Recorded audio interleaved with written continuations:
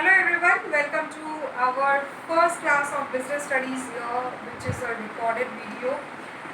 Now, I have taken this decision to start giving this recorded videos for your classes because the first and foremost issue was this network, because we were unable, like most of you were unable to listen to the audio while we were doing classes and all. So that's why I decided that this would be the best mode, because you can download these videos also and you can watch whenever you want, right? So I would expect all of you to do this classes regularly and do not skip the classes, and after watching this video also put your roll number and name so that I can put your attendance, okay? Alright, so we will start with the next topic, not the next topic exactly, but the next type of organization that we were discussing. So earlier we have already discussed partnership and it is complete. So here today we will start with this new topic, cooperative organization. Now we all know that cooperative, this term comes from the term cooperation itself, okay? That means here when we talk about cooperative organization, they are also business organizations, but you can say that they work in cooperation with each other. Now why do we call it cooperative organization? Because they have the members of this organization, those who start this kind of businesses, they have a certain kind of understanding among themselves, and they have a certain you can say one goal which they want to achieve. Okay, now this is not some kind of goal, right? We want to achieve this much of profit. Here when we talk about cooperative organization, they mostly focus on customer satisfaction, or you can say they mostly focus on the output that they give, okay? Or you can say a kind of social service motive is there in themselves, okay? So basically this kind of organizations are opened in order to give away best service if they are not satisfied with the services that they are getting around in the market. So a person like for being a cooperative organization, for any organization to be a cooperative organization, the criteria is minimum 10 members, okay?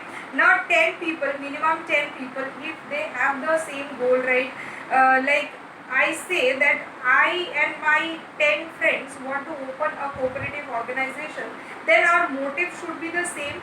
Suppose my motive is you can say in my area or in my village, or you can say in my colony, if I want to supply goods at reasonable rates, if it is not reasonable in my opinion in the market, in that case I can you can say contribute capital with my friends, 10 or more people, and we can start this cooperative organization.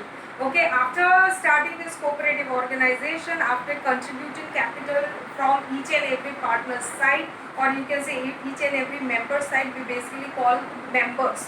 The people who do business in cooperative organization together are called members. Okay, so these members come together to do business, and suppose they want to supply goods at reasonable prices, then they can go for purchasing goods or raw materials, or you can say it can be a production unit. We all know that whenever we start business, it can be a production unit, or you can say a service providing unit or a trading unit, right? So whatever kind of organization it is, whatever line of business it is in, it can always purchase the goods. Suppose it is a trading organization, it will purchase goods from other wholesalers, or you can say manufacturers. They will purchase it and they will sell it in a reasonable price, okay? So basically the sole purpose of cooperative organization is to satisfy their own needs as well as to satisfy the needs of the society in which they live in, okay? So in some places it is also called cooperative organization, or sometimes it is also called cooperative societies, okay? So it depends on the type of formation that they have, And all these kind of organizations we will be learning. There are actually various kinds of cooperative organizations that can be opened on the basis of purposes. Okay, so that we will discuss first. Before starting that, we will discuss the features of business or cooperative organization. Okay, so first I have given you some introductory ideas. I hope you have understood what cooperative organizations are. Yes, they are also here for business purpose, but their sole motive is not to earn profit, but to satisfy the people of the society in which they live in. Okay, so let us talk about its features. So I'll take up the points one by one, just like I used to do in the class, and then we will discuss the points. Okay, number one we have is voluntary organization.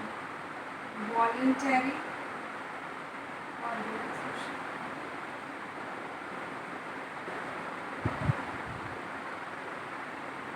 So now, why do we call cooperative organizations a voluntary organization? Because mostly the people who come into this formation, like whoever want to do business together, are not someone who has been influenced. Yes, they can be influenced sometimes. Suppose if I want to open a cooperative organization, and if I don't have enough of capital, if I don't have enough of expertise in management and all, in that case I can definitely influence others, but mostly it is their own decision of the members, it is the own decision of the person who will be joining the business, whether they want to do it or not. So that's why it is always called a voluntary organization, because they take their own decision whether they want to get into the business or not.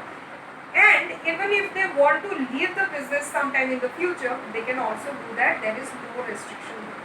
Okay, so that's why it is called a voluntary organization. Next we have legal status.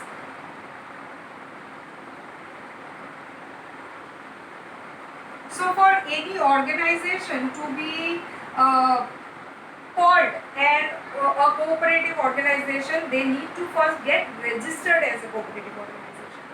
And while they get registered with the registrar, there are like very minimal formalities. Like in case of partnership or joint stock companies, the process of registration is quite huge, and they need to get various permissions, various licenses. Like for as compared to those kind of businesses, formation of cooperative business is quite easier, and the process of getting registered is also less hectic.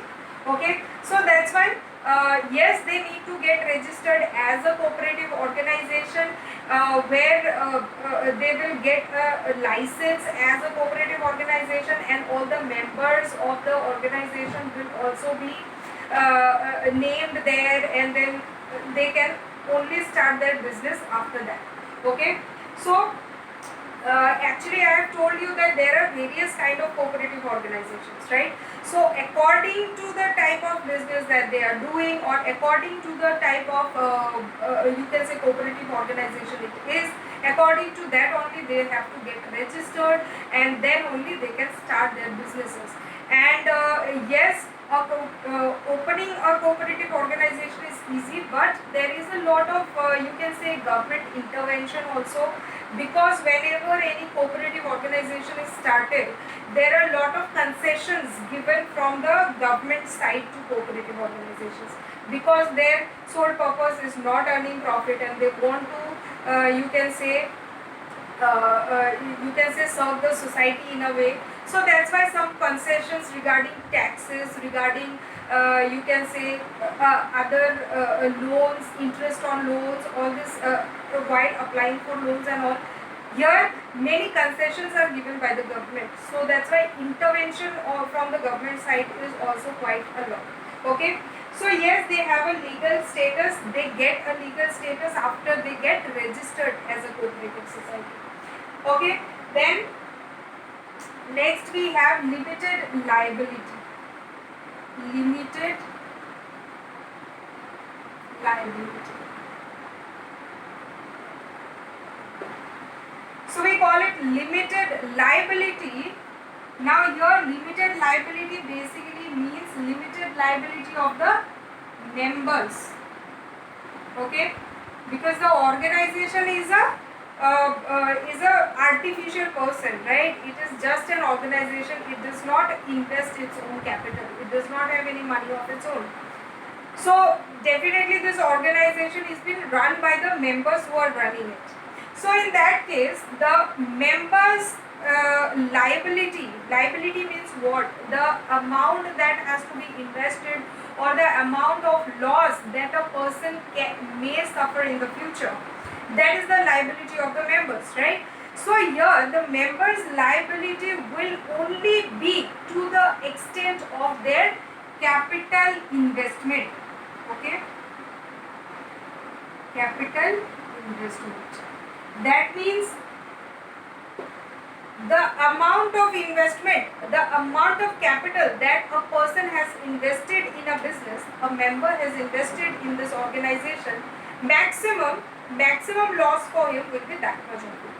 Like if sometime in the future the cooperative organization is closed, is running under losses, in that case the member, whoever is the member, suppose I have invested my 1 lakh rupees in a cooperative organization, then suppose in the future if the business gets closed, in that case maximum loss that I may suffer will be 1 lakh, not more than that, and I will not have to invest any more money in the business also. Now there may also be some members who may have unlimited liability, who may take unlimited liability. In that case, yes, they may take unlimited liability. But mostly all the members of this cooperative organization have limited liability. If in case in the future a business gets diluted, in that case their losses will be up to that extent only. Okay. Then next we have control.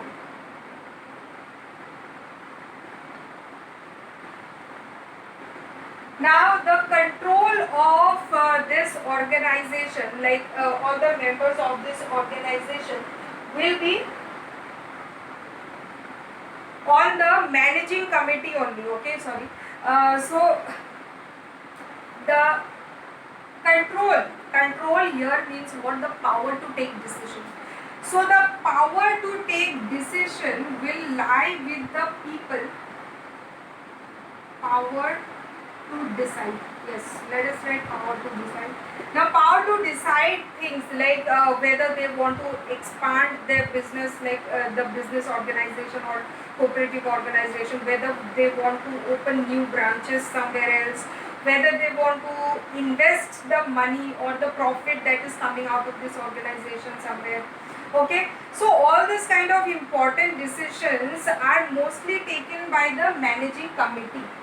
Okay, managing committee. Now this managing committee will be who? Now suppose there are 25-30 members in this cooperative organization. Suppose all these people will have this voting rights. Okay, now that I did not say before, that all the members of this organization have this voting rights. Now this voting will be regarding all the important decisions of the business. Okay, now mostly all the important decisions are taken by the managing committee. Now who will be selecting this managing committee? This will be the members of this organization who will be selecting this managing committee. So this managing committee will be selected by the members, and this managing committee will be taking all the other big or important decisions of the business. Yes, sometimes because all the members are investing the money in this business, definitely their opinion is considered, and there are meetings which are also organized from time to time so that they can put in their opinions, because they have also invested their money in the organization. Okay, so yes, the control lies mostly with the managing committee, but somehow the opinion of the members are also considered while taking the decisions. Okay, next we have service motive. Service motive. So we call it service motive because I have told you that cooperative organizations are opened mostly to, you can say, serve the society. so that the society's people don't get dominated by the marketplace, and then they don't need to have to pay you can say unreasonable prices for goods, and then they don't need to suffer for timely supply of goods and all. So there are many reasons for opening this kind of organizations, and one is definitely service motive, so that it becomes convenient for the people in the society to get goods and lead their lives smoothly. Okay, then next we have equal voting rights. Equal voting rights. So here in the cooperative society, basically there are many members, right? Now whatever number of members are, suppose there is a member who has invested only 50,000, member 1 who has invested only 50,000 rupees, and there is another member 2 who has invested 5 lakh rupees. But that does not mean the person who has invested more money will get more voting rights or will get more power. It is not like that. All the members, irrespective of the investment that they have done in the organization, irrespective of their caste, creed, all other things, irrespective of that, they will be getting equal voting rights. मतलब जैसे कि अगर managing committee choose करना है कि कौन से 2, 3, 4, 5 members होंगे मैनेजिंग कमेटी में, अगर ये डिसाइड करना है तो सबको इक्वल एक एक ही वोट डालेंगे सब लोग कि किसको किसको चूज करना है, ठीक है। तो ऐसे करके ऐसा नहीं है कि कोई किसी गुड लाइक बिग कास्ट का है and all this things, nothing of such sort is considered in case of cooperative organization. Okay, so these are basically the features of cooperative organizations. Now understanding these features will also help you to understand the merits and demerits of cooperative organization. So let us see if we can discuss it later on. But before that, we will definitely discuss the types of cooperative organization. Now first let me state the time. Okay, since this is the first class, I don't want to make it too much hectic for you. Merits and demerits are very easy points. Again, if you see the points in your book, since most of you will be either using Sandeep Garg or D.K. Goyal, sorry, not D.K. Goyal, this Poonam Gandhi, or you will be using NCERT book. All 3 books are fine. But I find NCERT book a little outdated because not very elaborated information is not given in NCERT book sometimes. So, but still, if you are using it's fine. You will get the same points, almost the same points you will be getting in the book. So, merits, you see, it is given equality in voting rights, limited liabilities, stable existence, economic functioning, support from government. I have already discussed that. Yes. Support from government. You can also write this under features also. Okay, number 7, government support. Okay, so yes, the government supports cooperative organizations a lot by giving concessions in tax rates, by charging less interest on loans. They may also allow concessions in electricity bill and all these things for this kind of organizations. Like commercial bill, they may not have to pay. Even if they are paying, they will have to pay at subsidized rates. So all this kind of you can say concessions are given. Sometimes some schemes may also be under some schemes they may also get some money. Okay, so all this kind of help is done by the government organizations. Now, while government is investing money, not investing money directly but giving concessions, then the government also accounts this business in a way, which is a demerit again. Okay, why? Because अगर government आपको help कर रहा है तो government क्या करेगा, आपके business में इंटरव्यू भी करेगा कि कितना प्रॉफिट हो रहा है दिखाओ, अपना अकाउंट दिखाओ, ठीक है, अपना ये दिखाओ वो दिखाओ, अपना ये कितना तुम्हारा सेल हुआ है ये वो, ठीक है. They may keep on asking you for various details, various important details regarding your business, which is also sometimes irritating, and it becomes a problem for your business also, because you may have to disclose some important like important secret information of your business sometimes, so which may become exhausting at times. Okay, so government support, it is a good thing, but the government intervention, it again will come in your demerits. Okay, so this is one thing. Then we have economical functioning. Yes, easy to form. I have told you that it is quite easy to form a cooperative society as compared to the other businesses. Open membership. Yes, anybody at any time may get a membership from any cooperative organization, and if they want to withdraw their ownership from such organization, they may also do that. Okay, so merits are quite easy. Almost all points are discussed here. Then you see the demerits. We have limited capital. Yes, because if there are limited number of people in your cooperative organization, then there will be limited capital. Now, if you want to expand the capital of the business, if you want to get more capital, then you will have to add more members. If the existing members do not want to spend money, right? So that way you might suffer from this. You can say less capital or shortage of funds in your organization sometimes. Then you have inefficient management. Yes, the people who are starting this cooperative organizations, it is not necessary that all of them will be expertise in businesses and they would know everything regarding how to manage the business. Okay, so it is not necessary, and this fact is actually true with all kinds of businesses that we may go through. Okay, so or we may start. Okay, so there can be inefficient management, lack of secrecy. Yes, this is quite a big problem, because there may be a number of members, as well as the government may intervene into your business.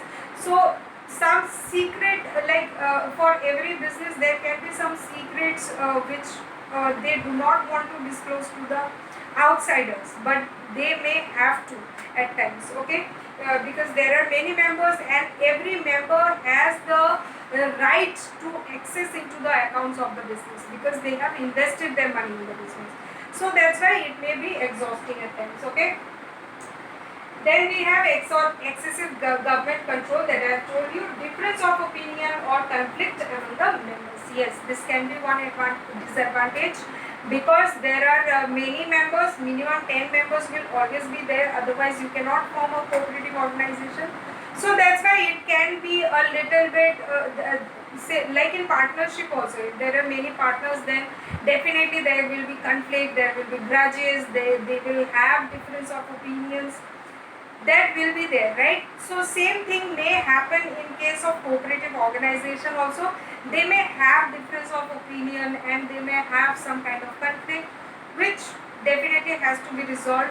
And yes, wherever there, क्या बोलते हैं ना कि अपना वो kitchen का कहावत नहीं है कि बहुत सारे बर्तन एक साथ रहेंगे तो खटकेंगे, ठीक है? तो कोऑपरेटिव ऑर्गेनाइजेशन में भी सेम डिसएडवांटेज है कि इतने सारे मेंबर्स होते हैं, तो definitely conflicts will be there. Okay, so types of organizations we will be discussing in our next class. So today basically we have discussed our merits, demerits and features. So you read this carefully so that you can understand. Only if you read your text carefully, then only you will be able to answer in the exams. Okay, so study nicely, and then we will meet in our next class. Thank you so much.